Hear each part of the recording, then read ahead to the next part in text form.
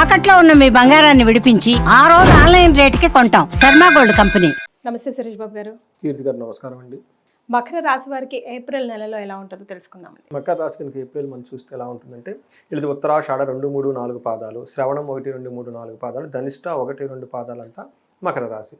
మనం సూర్యుని యొక్క సంచారం కనుక చూసుకుంటే, గ్రహస్థితి కనుక చూసుకుంటే సూర్యుడు మేషరాశిలో, బుధ శుక్రుడు మీనరాశిలో, కుజుడు వచ్చేటప్పటికి కర్కాటక రాశిలో ఉన్నారండి.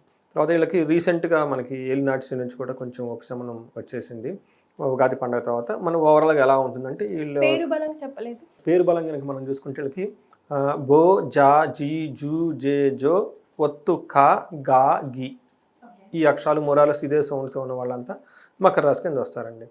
మనం కనుక చూసుకుంటే వీళ్ళకి ఈ ప్లానెట్ యొక్క స్థితిగతులను బట్టి కనుక చూసుకుంటే ఇప్పటిదాకా వీళ్ళని ఎవరైతే అవమానిస్తూ వచ్చారో వాళ్ళు అవమానించడం స్టాప్ చేస్తారు.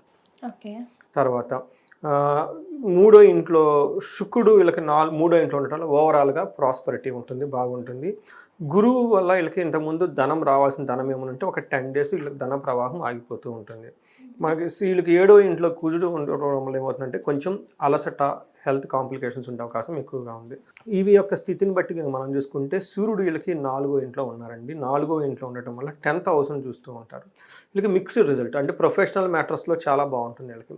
అయితే 4th హౌస్లో ఉండటం వల్ల ఏమవుతుందంటే ఇంటికి సంబంధించిన విషయాల్లో కొంచెం ప్రాబ్లమ్స్ క్రియేట్ అవుతాయి. అవి కూడా అంత పెద్ద ప్రాబ్లమ్స్ అయితే అనుకోకూడదు అనమాట. బట్ ఏముందుకంటే మన మహర్షులు అయితే అంత క్లేశ లోన ఎక్కడో విచారం కలిగినట్టు ఉంటుంది. గృహ ఛిద్రం, ఇంట్లో ప్రాబ్లం, భయం. అందుకని ఎందుకంటే 4th హౌస్ సుఖస్థానం అనమాట. సుఖహాని, సుఖానికి ప్రాబ్లం అవుతుంది. తర్వాత సుఖహాని మభోజనం, సరిగ్గా భోజనం చేయలేని పరిస్థితులు ఉంటుంది. ఎప్పుడైతే భోజనం చేయట్లేదో వాళ్ళ మీద క్రూర గ్రహాల యొక్క ఇంపాక్ట్ ఉంటుంది. అందుకని టయానికి భోజనం చేస్తే ఆ ఇంపాక్ట్ పోతుంది. తర్వాత ప్రయాణే విఘ్నమాభూతి, ప్రయాణాలు ఆటంకాలు ఉంటాయి. సో ఈ ప్రకారం వీళ్ళకి చూసుకుంటే సూర్యుడు చిన్న చిన్న ప్రాబ్లమ్స్ని క్రియేట్ చేస్తున్న ప్రాబ్లంలో ట్రావెల్స్లో కొంచెం ఇబ్బంది పడటం, సౌఖ్యంగా ఏదైనా చక్కగా ఉంటుంది అట్లాంటి వాటిలో లేకుండా ఉండటం, అసౌకర్యానికి గురవ్వటము, తర్వాత ఇంట్లో ప్రాబ్లమ్స్ ఇవన్నీ క్రియేట్ చేస్తూ ఉంటాడు. బట్ ఓవరాల్గా కనుక చూసుకుంటే జాబ్లో చాలా పర్ఫెక్ట్గా డైనమిక్ వర్క్ చేస్తూ ఉంటారు 10వ దృష్టి ఉండటం వల్ల. అయితే కుజుడు 7వ ఇంట్లో ఉండి 10వ ఇంట్లో 2వ ఇంట్లో చూడటం వల్ల కొంచెం వీళ్ళకి ప్రొఫెషనల్ రిలేటెడ్ మ్యాటర్స్ లేదంటే పర్సనల్ విషయాల్లో కొంచెం ఇబ్బందులు పడే అవకాశం ఎక్కువగా ఉంటుంది. ఏ విషయాల్లో అంటే కువార్త, తర్వాత పుత్ర భాతృణం క్రోధస అని చెప్తారు. అంటే ఏదైనా కనుక ఒక చెడు వార్త వినటము, లేదంటే పుత్రుల ద్వారా కానీ బ్రదర్ల ద్వారా కొంచెం ఇబ్బందులు పడే అవకాశం ఎక్కువగా ఉంటుంది. 10వ ఇంట్లో దృష్టి ఉండటం వల్ల ఏమవుతుందంటే ప్రొఫెషనల్ రిలేటెడ్ మ్యాటర్స్లో ఎక్కువ తిరుగుతూ ఉండాల్సి వస్తుంది. వీళ్ళకి కొంచెం స్ట్రెస్ఫుల్గా గురే అవకాశం ఎక్కువగా ఉంది. 2వ ఇంట్లో ఉండటం వల్ల అగైన్ వీళ్ళకి దుర్మార్గుల సమాసము, భయము, అధికారులతో అసంతృప్తి, కఠినంగా మాట్లాడే అవకాశాలు ఎక్కువగా కనిపిస్తున్నాయండి. ఓవరాల్గా కనుక చూసుకుంటే వీళ్ళకి ఒక తటస్థమైన మంత్రులు, పెద్ద ఎక్కువగా ఏమీ ఉండదు అన్నట్లు మనం చెప్పుకోవాలన్నమాట. ఇబ్బంది పడే సిచ్యువేషన్ అయితే ఏమి ఉండదు. 3వ ఇంట్లో శుక్రుడు వీళ్ళకి అగైన్ మళ్ళీ మంచి యోగ్యతనిస్తూ ఉన్నాడు. శుక్రుడు వీళ్ళకి 9వ ఇంట్లో దృష్టి ఉండటం వల్ల వీళ్ళు చక్కగా ఆధ్యాత్మికంగా ఉండటం, ప్లేజర్స్ అన్నీ చక్కగా సౌఖ్యం, సుఖంగా, భోగంగా ఎంజాయ్ చేసినట్లు ఉండటం. అంతేకాకుండా వీళ్ళకి ఏమి చెప్తారంటే మిత్రుల వల్ల తర్వాత మంచి సపోర్ట్ వస్తుంది, గౌరవంగా ఉంటారు. మాటలు వీళ్ళు ఏదైనా కనుక ఒక మాట మాట్లాడితే వీళ్ళ మాటకు బాగా విలువ ఉంటుంది. ధనము, గౌరవము చాలా చక్కగా ఉంటాయి. ఇవి మనకి శుక్రుడు వీళ్ళకి 3వ స్థానం వల్ల ఉండే బెనిఫిట్స్ అని మనం చెప్పుకోవాలండి. రైట్. మరి వీళ్ళకి నక్షత్రాల ప్రకారం ఎలా ఉంటుంది అంటారు? నక్షత్రం ప్రకారం కూడా వీళ్ళకి చాలా స్ట్రైట్ ఫార్వర్డ్గా ఉందండి. ఎక్కడ ఏమీ లేదు. 3 రకాల ఛాలెంజ్లు, 3 రకాల అపార్చునిటీస్ ఒక ఛాలెంజ్. ఒకటే ఛాలెంజ్. ఫస్ట్ అపార్చునిటీస్ అంటే వీళ్ళు ఏ పని చేసినా సక్సెస్, పటాపటా కొట్టుకొని వెళ్ళిపోతూ ఉంటాడు. రెండోది ప్రతి చోట వీళ్ళకి ధనలాభమే చూపిస్తుంటుంది. తర్వాత ఈ ధనలాభం కూడా 2 గ్రహాలు విశేషంగా, ఒకటి శుక్రుడు వల్ల ధనలాభం ఉంది, తర్వాత బుధుని వల్ల కూడా ధనలాభం ఉంది, అంటే వ్యాపారస్తులు వాళ్ళందరూ కాబట్టి. అయితే ఒక డ్రాబ్యాక్, అది కూడా ధనం రిలేటెడ్. అదేమంటే ధనహీనత.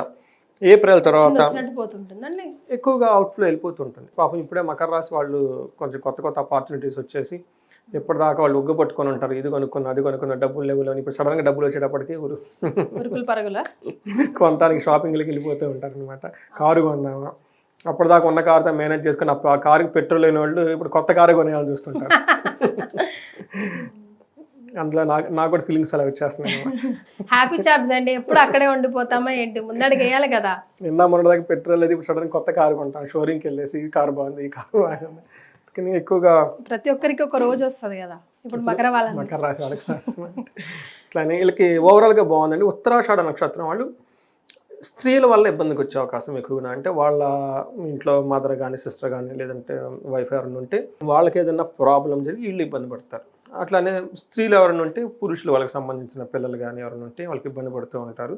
మన జనరల్గా స్త్రీ అనగానే ఎక్కడికో మైండ్ పోతుంటుంది. మరి అది ఎలా వచ్చింది నాకు ఐడియా లేదు. అందుకని స్త్రీ అనగానే ఫస్ట్ మదర్తోనే స్టార్ట్ చేయాలి, లేదంటే కూతురుతో స్టార్ట్ చేయాలి, భార్యతో స్టార్ట్ చేయాలి, నెక్స్ట్ బయటికి పోవచ్చు. ఇంట్లో ఫస్ట్ ఇంట్లో మన చుట్టుపక్కల అదే మీరు ఇంపార్టెంట్ అనమాట. సో ఇది ఓవరాల్గా మకర రాశి వాళ్ళకి అంత పెద్ద ఇబ్బంది పట్టే సిచ్యువేషన్స్ ఏం లేవు. జాగ్రత్తగా ఉండి అందులో వీళ్ళకి మే వరకు చాలా బాగుందండి. ఓకే, ఏప్రిల్ మే వీళ్ళకి లైఫ్లో మంచి మంచి క్రిటికల్ డెసిషన్ తీసుకుంటే వర్కౌట్ అవుతుందండి. మంచి ప్లాన్ చేస్తే, ఎందుకంటే ఈ 2 months ఉన్నంత ప్లానెట్ స్ట్రాంగ్ ఇంకెక్కడా లేదండి వాళ్ళకి. అందుకని టైం వేస్ట్ చేయకుండా focus April month, May month up to May 14th 15th వరకు ఈ 2 months, ఈ 45 days వీళ్ళకి చాలా క్రూషియల్ ఈ లైఫ్లో అండి. రైట్, చక్కగా ఈ టైంలో ఆధ్యాత్మికంగా వెళ్ళటం, ఆశ్రమాల మీద తిరగటం, గుళ్ళు తిరగటం, ఇవన్నీ తీర్థయాత్రలు చేసుకొని మంచి మంచి ప్లానింగ్ డౌన్ టు లైన్ ఏం చేస్తే బాగుంటుంది, డీలింగ్స్ పెట్టుకోవటం, లాంగ్ రన్ ఆబ్జెక్ట్స్ పెట్టుకోవటం, ఇవన్నీ పెట్టుకుంటే చాలా చక్కగా ఉంటుందండి. ఒక న్యూ షిఫ్ట్ అయితే వీళ్ళకి రాబోతూ ఉందండి లైఫ్లో. ఎస్. సో ఆ న్యూ షిఫ్ట్ని వీళ్ళు గ్రాస్ప్ చేసుకోవాలంటే ఎలాంటి రెమెడీస్ సూచిస్తారండి? అద్భుతంగా చెప్పారండి. యాక్చువల్లీ ఇది నా పర్సనల్ ఎక్స్పీరియన్స్ కూడా. ధనహీనత వెళ్ళిపోతూ ఉంటుందండి. దీనికి వీళ్ళకి ధనానికి సంబంధించి చాలా కేర్ఫుల్ తీసుకోవటం ఇంపార్టెంట్ అండి. దానకర్ణలాగా అందరికి దానం చేయకుండా వచ్చిన దాన్ని కొన్ని రోజులు ఇంట్లో లాకర్లోనో బీరువాలోనో పెట్టుకొని ఎక్స్ట్రా టక్ టక్ అని ఖర్చు చేయకుండా కొంచెం ఆగి వచ్చిన డబ్బులు అంటే బయటికి పంపకుండా ధనలక్ష్మి కొంచెం నమస్కారాలు చేసుకొని పూజ చేసుకొని జాగ్రత్తగా ఉండాలి. ఎవరికైనా కనుక ఈ టైంలో ధనం వల్ల రావటం లేదు అంటే సీరియస్గా కన్సర్న్ అండి. వాళ్ళు ఖచ్చితంగా హోమాలు యజ్ఞాలు చూపించుకోవాల్సిన వేరే మార్గం లేదు. ఎందుకంటే ప్లానెట్స్ ఎంత సపోర్ట్ ఇస్తున్నా, ప్లానెట్స్ సపోర్ట్ లేకపోతే అది వేరే విషయం. నిన్న మొన్న దాకా అష్టమశని అన్నారు, ఏలినాటి శని అన్నారు, ఇదంతా అన్నారు, అదంతా అయిపోయింది కదా. ఇప్పుడు వీళ్ళకి మంచి ట్రెండ్ ఉంది కాబట్టి ఈ టైంలో చక్కగా వీళ్ళు ఎవరైనా కనుక ధనానికి విపరీతంగా ఖర్చు కాకుండా కుబేరు పాశుపత అభిషేకం చేయించుకుంటే at least something with related to money కనుక ఏదైనా కనుక పూజ చేసుకుంటే ధన ప్రవాహం వస్తుందండి. ఒక్కడ కనుక చేస్తే సరిపోతుందండి. ఇంకేదైనా కనుక ప్రాబ్లం ఎవరికైనా ఫేస్ చేస్తుంటే ఒక్కసారి చండీ హోమం ఇంట్లో చేయించుకుంటే బాగుంటుందండి. బ్రాహ్మణ ఘోష చేస్తారు, వేద ఘోష, వేద ఆశీర్వాదం, అంటే మొత్తం అందులో చేసేస్తారు కాబట్టి బాగుంటుందండి. అంటే కొత్త లైఫ్కి మళ్ళీ స్టార్ట్ చేసే ముందు ఒక పాజిటివ్ ఎనర్జీ ఇన్వోక్ చేసుకుని ఇంట్లో స్టార్ట్ చేస్తే బాగుంటుంది. రైట్. సో మొత్తం మీద మకర రాశి వారికి అయితే చాలా అద్భుతంగా ఉంది ఏప్రిల్ మంత్లో అని తెలియజేశారు. ధన్యవాదాలు. ధన్యవాదాలు.